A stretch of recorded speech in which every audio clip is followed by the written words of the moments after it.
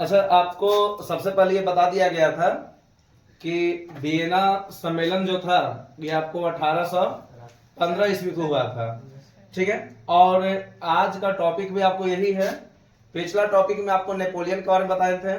Napoleon किस प्रकार से दुनिया में राज करना चाहता था।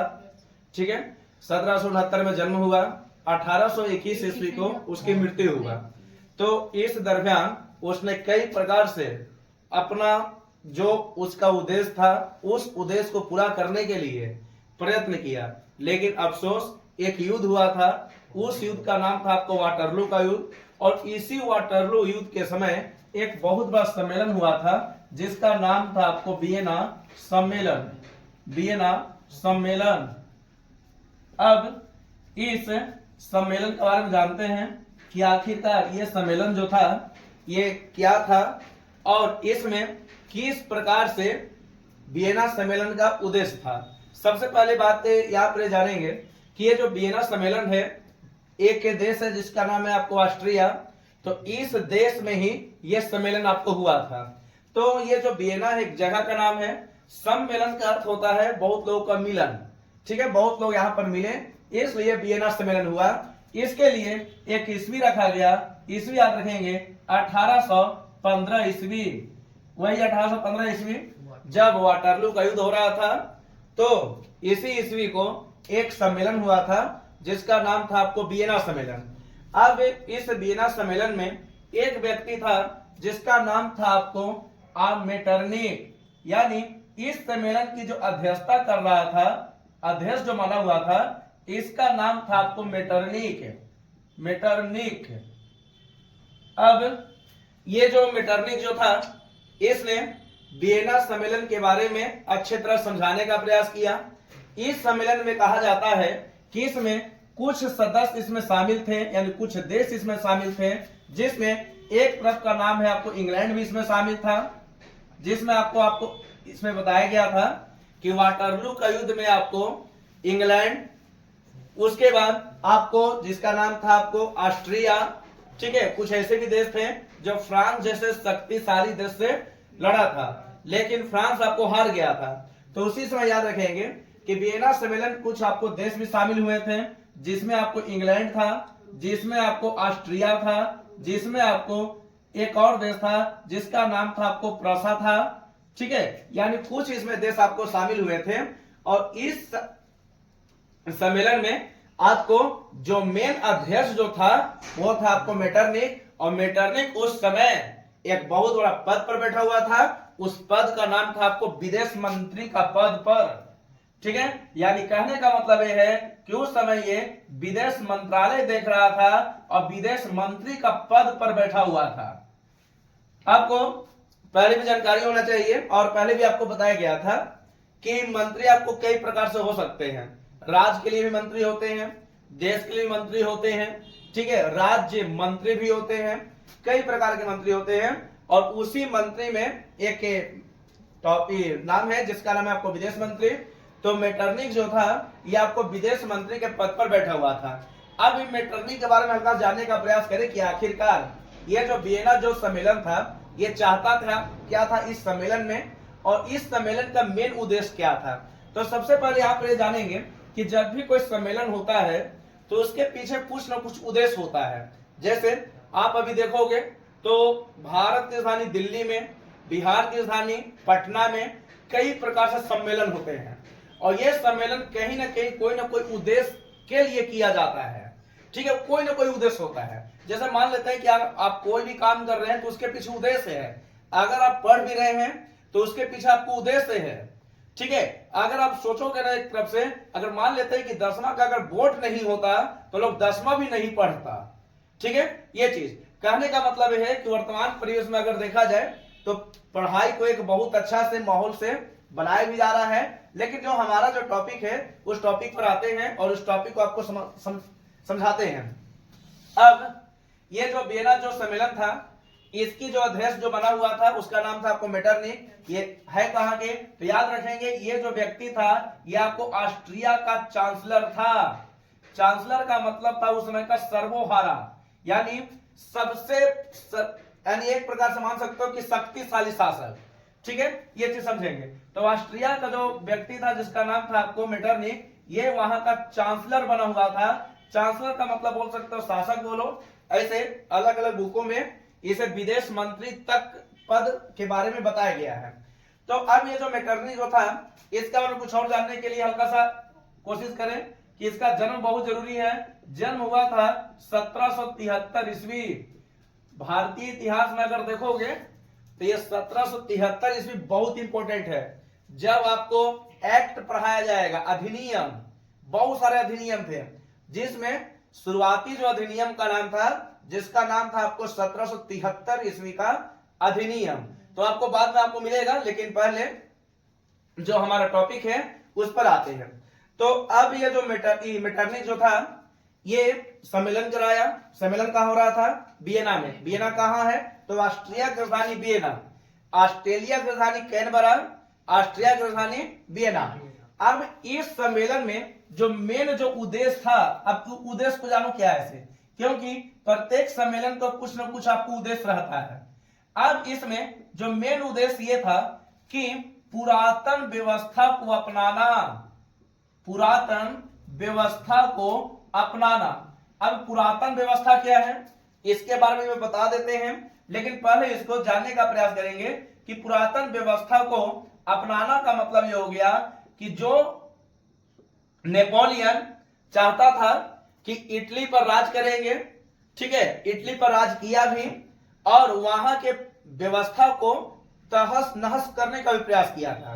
लेकिन बाद में वियना सम्मेलन में जो नेपोलियन था, नेपोलियन युग का अंत हो गया, ठीक है, क्योंकि आपको बताए थे कि इसी समय आपको वाटरलू युद्ध हुआ था और वाटरलू युद्ध में आपको नेपोलियन बुरी तरह से पराजित हो गया, जिसके बाद उसको 6 साल की सजा के दौरान कैंसर हो गया था और उसकी मृत्यु तक हो गया।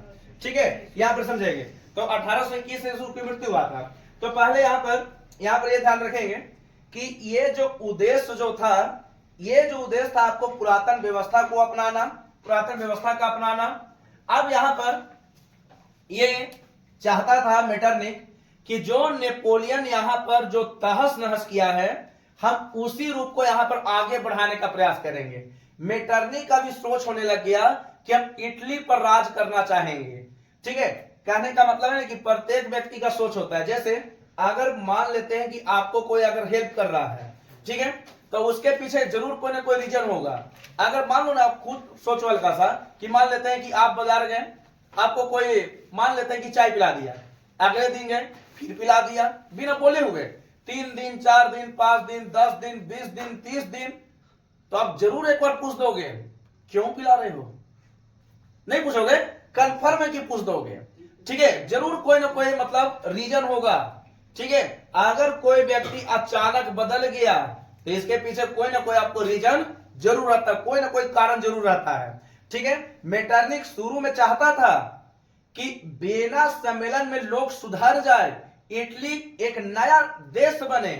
लेकिन मेटरनिक का एक सपना यह भी था कि जो इटली पर नेपोलियन राज करता था, अब उसी इटली पर हम राज करेंगे, यानी मेटरनिक राज करेगा। इसलिए इसने मेटरनिक क्या किया, तो वियना सम्मेलन के देखते हुए इसका मेन सपना था, इसका उद्देश्य था, यानी वियना सम्मेलन का जो उद्देश्य था, इटली पर राज करना, इटली पर राज करना, राज करना। अब इटली पर राज करने के लिए तो बहुत देश थे उस समय। एक का नाम था आपको फ्रांस, जो कि शुरुआती राज वही किया था। उसके बाद एक और देश आ गया जिसका नाम था आपको ऑस्ट्रिया। ठीक है, यहां ऑस्ट्रिया यानी जो वियना सम्मेलन हुआ था यह आपको ऑस्ट्रिया में हुआ था और यानी वियना में हुआ था। अब यहां पर ये ध्यान रखेंगे कि मान लेते हैं कि अब ये जो मेटरनिक जो था इटली पर राज करना शुरू किया। अब राज करना है तो राज करने का मतलब क्या हो गया कि प्रत्येक इटली पर हमारा राज हो, हमारा का मतलब मेटरनिक का राज हो।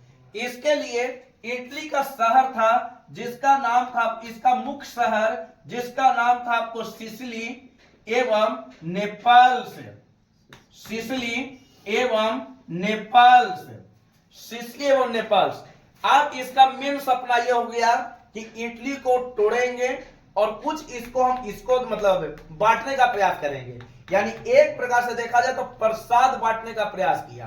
कहने का मतलब है ना कि मान लेते हैं कि एक नारियल का गोला है, जब तक नारियल गोला है उतना प्रॉब्लम नहीं है, लेकिन जैसा ही टूट जाता है तो लोग बट जाता प्रसाद के रूप में। तो जब तक इटली के पूरा था तो उतना समस्या नहीं आता था, लेकिन जैसा ही मेटरनिक या फिर नेपोलियन इस पर आक्रमण किया वैसे वैसे यहां पर समस्या आने लगा।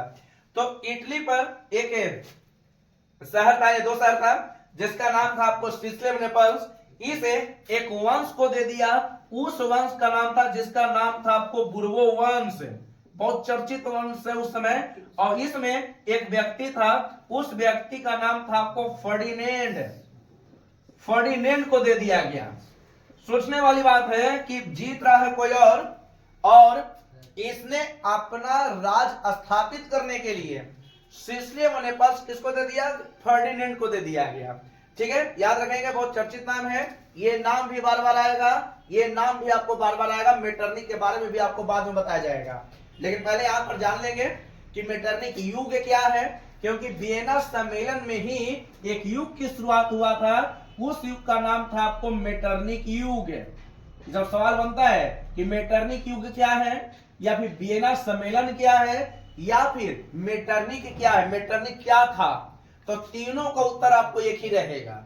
ठीक है, ये चीज समझेंगे। देखें अब यहां पर ये समझेंगे कि अब ये जो इटली जो था, यानी इटली पर सिसिली और नेपल्स को किसको दे दिया? तो फर्डिनेंड को दे दिया। ठीक है, वहां के एक बहुत बड़ा शहर था उस समय, ठीक है, जिसको छोटे छोटे वंश को दे दिया जाए। उतना भी चर्चित वंश उस समय का नहीं था, लेकिन अपने आप में चर्चित था। अब यहां पर इटली का एक और शहर था जिसका नाम था आपको रोम, जिसका नाम था आपको रोम। रोम दे दिया गया पोप को।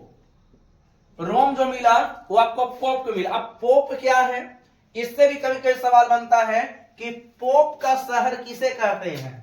कहीं कहीं आपको बुक में आपको मिल जाता है कि पोप का शहर किसे कहते हैं, तो यहीं से आपको मिला पोप का शहर किस शहर को? इसका नाम है आपको रोम। पोप का शहर आपको रोम को कहते हैं। अब इसका मतलब हल्का समझते हैं कि पोप क्या है। ठीक है, सबसे पहले ये जानेंगे कि जब तक आप इटली के एकीकरण लास्ट तक नहीं पढ़ेंगे, लास्ट का मतलब हो गया कि 1871 ईस्वी तक, बीच बीच में हमेशा ये जो पोप जो है इटली के एकीकरण में आपको भाड़ने का प्रयास करेगा। ठीक है, अब भाड़ने का मतलब क्या है पहले ये जानेंगे। अब यहां पर याद रखेंगे कि प्रत्येक धर्म का अपने गुरु होता है। हिंदू में भी जिसको पुजारी कहते हैं, ठीक है, इस्लाम में भी होता है, सिख में भी होता है, ईसाई में भी होता है। यानी देश में कोई ना कोई आपको प्रत्येक धर्म के कुछ लोग होते हैं। इसी प्रकार से याद रखेंगे कि इटली में एक प्रकार से पुजारियों को पोप कहते हैं। ठीक है, इटली के मेन पुजारी, तो आप समझ सकते हैं कि तो पूजनीय आदमी होगा। जैसे नहीं होता है कि पंडित जी हैं, तो हिंदू धर्म में देखा तुरंत नहीं बोलते पूजनीय व्यक्ति है। ठीक है, आदमी ठीक है, पुजारी है, बाबा है, उनको पूजा करना चाहिए, प्रणाम करना चाहिए, ये डायरेक्ट हम लोग बोल देते हैं। तो उसी प्रकार से याद रखेंगे कि रोम जो था उसको पोप को दे दिया गया। ठीक है, जाओ पोप तुम रोम को संभालो। ठीक है, और पोप क्या है? तो पोप एक प्रकार से वहां पूजनीय व्यक्ति को कहा जा रहा है। ठीक है, पूजनीय व्यक्ति का मतलब वैसा व्यक्ति जिसकी पूजा किया जा सकता हो, अपने धर्म का बहुत मेन व्यक्ति, जैसे प्रत्येक धर्म का अपना मेन व्यक्ति होता है। ठीक है, तो उसी समय ये जो रोम जो था, रोम को किसको दिया? तो पोप के संरक्षण में दे दिया। ठीक है, संरक्षण का मतलब होता बचाओ, यानी उसको बचाना। तो रोम जो बचेगा वो किसके रूप में बचेगा? तो पोप के रूप में बचेगा। ठीक है, पोप के रूप में ये बचेगा। अब समय बीतते गया और इसी पोप की वजह से पोप का शहर रोम को कहा जाता है। ठीक है, रोम याद रखेंगे, ये आपको टाइबर नदी के किनारे स्थित है। टाइबर नदी के किनारे स्थित है। ये चर्चित नदी इटली में। नदियां कई प्रकार की होती है। ठीक है, कई बहुत होती है नदी, जिसमें एक नदी है जिसका नाम है आपको टाइबर नदी, और ये इसके किनारे एक अच्छा खासा शहर बसा हुआ है, उस शहर का नाम है आपको रोम। ठीक है, अब यहां पर देखें, अब ये जो व्यक्ति जो था अब ये जो मेटरनी जो था, वियना सम्मेलन को अपने उद्देश्य को पूरा करने के लिए, ठीक है, सिसले नेपल्स को किसको दे दिया? बुर्बोवंश को दे दिया, जिसमें एक चर्चित राजा था जिसका नाम था आपको फर्डिनेंड। उसके बाद रोम जो दिया गया जिसका नाम था आपको पोप, ठीक है, पोप का मतलब समझ गए, कोई प्रॉब्लम नहीं होना चाहिए, ठीक है। और ये पोप आपको बार बार मिलेगा, जब तक 1871 नहीं आएगा तब तक ये आपको नाम मिलते रहेगा। इसलिए याद रखना, पोप का मतलब पूजनीय व्यक्ति, कहां का? हमारे देश का, इटली का यानी रोम का, ठीक है, ये चीज समझेंगे। अब यहां पर ये समझेंगे कि जैसे जैसे समय बीतते गया, ठीक है, उसके बाद अब इसका उद्देश्य यह होगा ना कि वियना सम्मेलन में हम कुछ और देश के लिए अपने अधिकार में करेंगे, जिसका नाम था आपको जर्मनी। देखें, आप इसका मेन उद्देश्य समझो क्या है। ऐसे प्रत्येक व्यक्ति का उद्देश्य होता है, पिछले बार में आपको बताए थे कि अगर मान लेते हैं कि आप बाइक चला रहे हैं तो आने वाला दिन में आप कार चलाना सीख ही जाओगे, गारंटी है। कार रहेगा तो सीख ही जाओगे, ना रहेगा तभी बोलोगे कि अगर मेरा दोस्त के पास है तो उससे सीख जाएंगे, ठीक है। हर एक व्यक्ति का सपना होता है, बड़ा सपना होता है। तो यहां पर ध्यान रखेंगे कि अब जो मेटरनी जो था ना, ये चाहता था कि इटली पर तो राज हो गया, इटली पर राज हो गया। अब इसको पूरा करने के लिए इसने जर्मनी को कुछ भाग में बांट दिया और जर्मनी को 39 प्रांत में बांट दिया। जर्मनी जो था इसे 39 संघ में बांट दिया। संघ में बांटना, संघ में बांटना। तो इस प्रकार से देखा जाए तो वियना सम्मेलन का जो मेन उद्देश्य था, उद्देश्य क्या था? पुरातन व्यवस्था को अपनाना, मेन उद्देश्य। और ये जो मेटरनी जो था, ये शुरू से चाहता था कि हम क्रांति के विरुद्ध रहेंगे। ये जो व्यक्ति था ये नहीं चाहता था किसी भी देश में क्रांति हो, इसलिए क्रांति के विरोध रहता था, विरोध करता था, ठीक है, क्रांति के विरुद्ध करता था कि हम क्रांति नहीं होना चाहते, क्रांति नहीं होना चाहिए। और इस प्रकार से देखा जाए तो वियना सम्मेलन नक्शा बदलने के लिए बहुत ज्यादा जाना जाता है। यह वियना सम्मेलन ऑस्ट्रिया में हुआ था, 1815 को हुआ था। अब इसके बाद एक टॉपिक बनता है, समय बीत रहा था, ठीक है, और इस प्रकार मेटरनिक अपना काम करते जा रहा था, ठीक है, इसका अपना अपना स्वप्न था। इसके बाद यहां पर कुछ सवाल ये भी हो गया कि मेटरनिक युग की शुरुआत कब हो गया? तो मेटरनिक युग की शुरुआत आपको 1815 ईस्वी को, ठीक है, वियना सम्मेलन भी 1815 ईस्वी को। नेपोलियन युग का अंत कब हुआ? तो इसी 1815 ईस्वी को। देखो, क्वेश्चन ऐसा नहीं कि सब कुछ रटा जाता है, ठीक है, जैसे कहने का मतलब है कि अगर ऐसा नहीं है कि आप गेस्ट पेपर पढ़ लोगे या कहीं से किताब उठा लोगे, सब कुछ आपको वही मिलेगा जो हम पढ़ा रहे हैं, ठीक है। नेपोलियन युग की अंत कब हुआ? तो ये 1815 क्यों हुआ? क्योंकि इस समय एक युद्ध हुआ था, इस युद्ध का नाम था आपको वाटरलू का युद्ध, ठीक है। तो ये 1815 ईस्वी यहाँ के यानी इसके लिए काफी ज्यादा प्रसिद्ध है, यानी फेमस है, ठीक है। इस प्रकार से देखा जाए तो ये जो वियना सम्मेलन जो है एक मेन टॉपिक है। इसके बाद एक टॉपिक आएगा जिसका नाम है आपको जुलाई 1830 की क्रांति, ठीक है। अभी बहुत मेन टॉपिक है और प्रत्येक टॉपिक को आपको जानना जरूरी है। फिर से ध्यान रखेंगे कि आपको किसी भी प्रकार की मतलब समस्या है, आप बेझिझक आप बोलने का भी प्रयास करें, ठीक है। और यहां पर यह भी समझने का प्रयास करना कि ये जितना भी टॉपिक है, अभी आप भले ही मतलब आपको धीरे धीरे आपको जैसे जैसे समय बीतेगा ना, आपको प्रत्येक चीज समझ में आ जाएगा, ठीक है, कि आपको क्या करना है क्या नहीं करना है। जैसे बहुत लोग क्या करता है कि मतलब 10वां हुआ तो आर्ट्स ले लेंगे, 10वां हुआ तो साइंस ले लेंगे, ठीक है। तो अपने सोच पर चलना है कि आपको क्या चाहिए, आपको क्या देखना है बाद में, ठीक है, आपका क्या सपना है। और सपने को पूरा करने के लिए आपको लड़ना भी पड़ेगा और पढ़ना भी पड़ेगा, ठीक है। पढ़ने के लिए आपको जिद्दी बनना होगा, जिद्दी, और जिद्दी तभी होंगे जब आप लोग बढ़िया से पढ़ेंगे और मम्मी पापा का विश्वास जीतेंगे। ऐसा नहीं है कि प्रत्येक व्यक्ति जाता है दूर दराज पढ़ने के लिए तो सब पढ़ता ही होगा, ऐसा नहीं है। परसेंटेज बहुत कम होता है, शायद 9%, 10%, 11% पढ़ने वाला व्यक्ति होगा और बाकी किसी और ख्याल में वो जिंदा होगा, ठीक है। तो इसलिए आप लोग को बता दे रहे हैं कि टॉपिक वाइज आपको पढ़ाया जा रहा है, ठीक है। इसके बाद आपका एक टॉपिक रहेगा, उस टॉपिक का नाम है आपको 1830 की क्रांति, जिसमें एक व्यक्ति आएगा, यानी एक राजा है जिसका नाम है आपको चार्ल्स टेन, जो कि चर्चित राजा था, और उसी के शासनकाल में एक बहुत बड़ी क्रांति घटी थी। टॉपिक छोटा है लेकिन इसको बड़ा करने का प्रयास करेंगे, समझा दिया जाएगा। ठीक है, बाकी आप लोग इसको उतारें।